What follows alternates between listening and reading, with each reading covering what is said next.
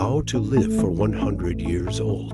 Yung mga namamatay ng 60, ng 70, definitely premature death yun. Kasi halos kalahati pa lang yun ang buhay nila eh. Ang average lifespan dapat ng tao is 120 years. Dapat ang tao ay 120 years old. 120 years. And yet they're dying so young because of what they eat and how they live their lifestyle. Ano ba ang tamang pagkain at tamang lifestyle ng isang tao upang ma-utilize at ma-maximize nito ang buhay niya? 4 food groups dapat ang pinanggagalingan ng pagkain ng tao. Fruits, whole grains, beans, and vegetables. Teka lang, wala dyan yung karne. Yun nga ang challenge doon. Dati ang mga Pinoy, mahilig tayo sa gulay. Pero ngayon, na-introduce na ang Western culture, Western foods, even fast foods, no? And mostly meat-based yung mga foods na yun. We embraced it. So kung anong number 1 killer sa US, sa mga Western countries, number 1 killer na rin dito sa Philippines ngayon. Hindi totoo na kailangan mo ng karne sa buhay. That is number 1 truth. Education is the key.